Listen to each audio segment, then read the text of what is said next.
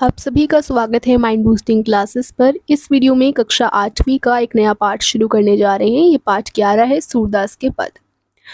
तो सूरदास के पद। तो सूरदास जी भक्ति काल की कृष्ण भक्ति शाखा के सर्वश्रेष्ठ कवि माने जाते हैं और इनकी जो अधिकतर रचनाएं होती हैं वो भक्ति पर आधारित है। तो आज के इस पाठ में हमें जो पद दिए गए हैं सूरदास जी के, इन पदों में क्या है कि कवि ने बाल कृष्ण की अद्भुत लीलाओं का विवरण किया है। कवि ने मतलब यहाँ पे समझाया है, बताया है कि किस तरह माता यशोदा अपने लला का पालन पोषण करती हैं, किस तरह से गोपियाँ शिकायत लेकर आती हैं। तो ये दो पद ही हैं इस पाठ में। दोनों पदों में यही चीज़ बताई गई है। पहले वाले में ये बताया है कि किस तरीके से जो माता यशोदा थी वो कृष्ण जी का पालन पोषण करती हैं। उनके बालपन के बारे में, उनके मैया के साथ उनका कैसा नाता था, गोपियों के साथ किस तरह से शरारतें करते थे, ये सब इन दोनों पदों में बताया है। तो पहले मैं पूरा ऐसे ओवरऑल बता रही हूँ कि हम इस पाठ में क्या क्या कैसे कैसे इन पदों में पढ़ने वाले हैं। फिर एक एक करके दोनों पदों में हर एक शब्द का अर्थ समझते जाएंगे और अच्छे से समझेंगे इन दोनों काव्यांशों को। ठीक है। तो बालक श्री कृष्ण का अपनी माता से शिकायत करना बड़े सुंदर ढंग से बताया गया है यहाँ पे, तथा गोपियों का यशोदा से शिकायत करना कि उनका लला बहुत शरारती है। ये ना दूसरे वाले पद में बताया गया कि उनका लला बहुत शैतानी करता है, लेकिन फिर भी सबसे अनोखा है, सबसे अच्छा है, अद्भुत है, सबको प्यारा लगता है। तो सूरदास ने अपने इन पदों में गोपियों से कृष्ण के बिछड़ जाना और उनका मतलब उनके बिना तड़पना बहुत ही सुंदर तरीके से दर्शाया, वो अभी हम पढ़ने वाले हैं। तो पहले पद से शुरू करते हैं। तो पहला पद है, मैया कब ही बढ़ेगी चोटी। तो कभी मतलब कब, तो यहाँ पे कृष्ण जी मैया से बोलते हैं कि उनकी चोटी, उनके बाल कब बढ़ेंगे। ठीक है। कितनी बार मोही दूध पियत भई, यह अजहू है छोटी, कि ये अब तक नहीं बढ़ी उनकी चोटी और कितनी बार ये दूध पीते हैं, है ना, फिर भी इनकी चोटी नहीं बढ़ी। सूरदास जी बताते हैं कि श्री कृष्ण बालपन में यशोदा से यहाँ पे पूछते हैं कि उनकी चोटी कब बढ़ेगी। मैया कब ही बढ़ेगी चोटी, कब ही मतलब कब बढ़ेगी चोटी, उनके बाल कब बढ़ेंगे, आज तक क्यों नहीं बढ़ी। वह यहाँ पे क्या कर रहे हैं कि माँ यशोदा से शिकायत कर रहे हैं कि तुम मुझसे कहती थी कि जैसे बलराम भैया की लंबी मोटी चोटी है मेरी भी वैसी हो जाएगी। इस पंक्ति में कहा गया है, तू तो कहती बल्कि बेनी ज्यों है लंबी मोटी। तो यहाँ पे आप तो कहती थी, तू तो कहती थी कि मेरी चोटी भी बलराम भैया की तरह लंबी मोटी हो जाएगी। ठीक है। तो यहाँ बल का अर्थ बलराम से है और बेनी का अर्थ है छोटी से। ठीक है। लंबी मोटी तो समझ आ ही रहा होगा, लंबी और मोटी। काड़त गोहत, काड़त मतलब बाल बनाना, गोहत का मतलब गूंथना, नहवावत का मतलब होता है नहलाना। ठीक है। तो अर्थ क्या हुआ कि तू मेरे बाल बनाती है, इन्हें धोती है, पर ये नागिन की तरह भूमि पर क्यों नहीं लौटती, यानी कि लंबे क्यों नहीं है, नगिनी सी भूमि लौटी। कांचो दूध पियावत, अब यहाँ पे आगे हम अर्थ समझते हैं। वैसे भूमि का मतलब बताया नहीं मैंने, भूमि का मतलब होता है भूमि। ठीक है। नागिनी का अर्थ नागिन, बाकी तो सब मैंने बता ही दिया। लोटी का मतलब जैसे मैंने बताया था लूटने लगी, मतलब पूरा लंबी क्यों नहीं है, कि ये भूमि पर क्यों नहीं आती, जमीन तक क्यों नहीं छूती और ऐसे लौटती क्यों नहीं है। कांचो दूध पियावत, अब कांचो दूध यानी कच्चा दूध पियावत पिलाती हो, पची पची मतलब बार बार देती ना, माखन रोटी, मक्खन और रोटी नहीं देती। इस पंक्ति का अर्थ क्या हो गया कि तू मुझे सिर्फ बार बार दूध पिलाती है, मक्खन व रोटी खाने को नहीं देती, इसलिए ये बड़ी नहीं होती। अब यहाँ पे चिरजीवों का अर्थ है चिरंजीवी, दो भैया यानी दोनों भाई हरि हलधर यानी कृष्ण बलराम की जोटी, जोटी मतलब जोड़ी। तो सूरदास जी ये कहते हैं कि ऐसी सुंदर लीला दिखाने वाले दोनों भाई कृष्ण और बलराम की जोड़ी बनी रहे। अंत पंक्ति में वो यही कहते हैं, आखिरी पंक्ति में। ठीक है। तो जो पद था ना, इसमें सूरदास जी ने श्री कृष्ण की बाल लीला का वर्णन किया है।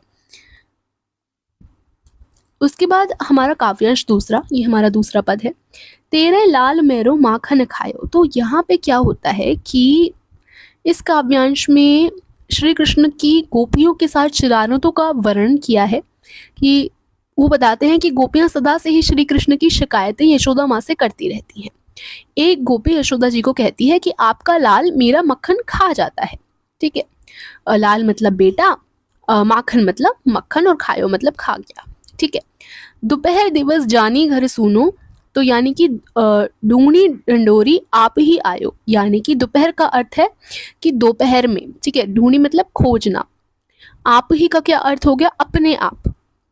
तो इस पंक्ति से यहाँ पे बोला गया है, इस पंक्ति का अर्थ ये है कि दोपहर के समय जब उसका घर खाली होता है ना, गोपी बताती है दोपहर के समय जब उसका घर खाली होता है तो कृष्ण स्वयं ही ढूंढकर घर आ जाते हैं। तो मतलब कि माखन खाने के लिए वो खाली घरों में आ जाते हैं। उसके बाद खोली किवारी, किवारी का अर्थ क्या होता है? दरवाज़ा। खोलकर बैठी मंदिर में, मतलब घुस गए मंदिर में, दूध दही सब सखनी खवायो, मतलब दोस्त मित्र उनको सखनी बोला गया है। ठीक है, तो क्या अर्थ हुआ कि मंदिर के दरवाजे खोलकर उसमें घुस जाते हैं तथा अपने मित्रों को दही मक्खन खिला देते हैं। ऊखल चढ़ी सीके को लीन्हो, तो अब यहाँ पे चढ़ी मतलब चढ़ना, ओखली आपको पता है जिसमें कूटते हैं ना, तो वो ओखली होती है। ओखली पे चढ़ के क्या करते हैं? छीका, सीके का अर्थ वैसे छीका होता है और अनभावत का अर्थ होता है जो अच्छा ना लगे। तो भूमि का मतलब तो मैंने आपको बता ही दिया था, भूमि होता है। और ठरकायो का अर्थ हो गया गिरना। तो अब जो उन्हें अच्छा नहीं लगती जो चीज़ें, उसे आसपास गिरा देते हैं। देखो मतलब ओखली पर चढ़कर छीके तक पहुंच जाते हैं, जहाँ पे ऐसे मक्खन लटका होता है वहाँ तक पहुंच जाते हैं और मक्खन खा लेते हैं और बहुत सारा मक्खन भूमि पर गिरा देते हैं।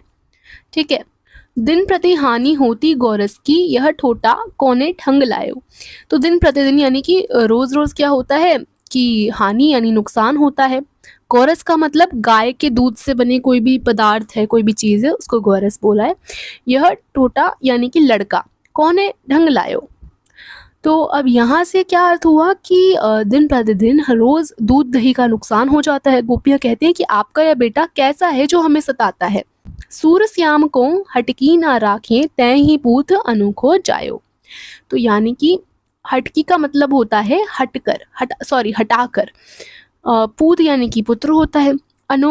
यहाँ अनोखा तो अर्थ आप समझ रहे होंगे, इसका अर्थ हो गया अनोखा। जायो मतलब अनोखा ही पुत्र को जन्म दिया है। तो यहाँ पे वो कहते हैं, सूरदास जी कहते हैं, फिर भी उसे अपने से अलग नहीं करा जा सकता। यशोदा तुमने सबसे अनोखे बेटे को जन्म दिया। मतलब यही बोला गया है कि चाहे कितनी भी शरारत कर ले, प्यारे तो वो हैं और उन्हें खुद से अलग नहीं किया जाता। तो ये यहाँ पे बोला गया है। समझ गए होंगे आप कि नटखट कृष्ण प्रतिदिन उनके घर से मक्खन चोरी करके खा जाते हैं। वह यशोदा से कहती हैं गोपी कि उस अनोखे पुत्र को जन्म दिया है आपने, ये तो दूसरों से अलग है। शिकायत भी करती हैं लेकिन अंत में फिर कह भी देती हैं कि नहीं, अनोखा ही है, जो भी हो उसे अपने से अलग नहीं करा जा सकता। तो ये दूसरा पद हो गया। ठीक है, तो आशा करती हूँ आप समझ गए होंगे, है ना। पहले पद में तो हमने ये देखा कि पहले बात यहाँ पे आप देखें ना, भावों का कितना सुंदर वर्णन किया है। पहले पद में हमने ये देखा कि कृष्णा शिकायत करते हैं कि उनकी छोटी भाई बलराम की तरह ज़मीन पर लौटे, और माता यशोदा नियम से उनके बाल धोती हैं, गूंथती हैं, फिर भी उनके बाल लंबे नहीं होते हैं। दूसरे पंक्ति में हमने देखा कि ग्वालन माँ यशोदा को उल्हाना एक तरीके से शिकायत कहती हैं नटखट कृष्ण की कि प्रतिदिन उनके घर से मक्खन चोरी करके खा जाते हैं। यशोदा से कहती हैं कि उनका पुत्र बड़ा अनोखा है, दूसरों से अलग है। तो जो शिकायत भी ग्वालन की थी उसे भी बड़ी सुंदर ढंग से यहाँ पर प्रस्तुत किया गया है सूरदास जी के द्वारा। तो बस यही आपका पाठ था। आशा करती हूँ मैंने हर शब्द का अर्थ समझाने की कोशिश करी है और अच्छे से समझाया भी है। आशा करती हूँ आपको समझ आया होगा। धन्यवाद।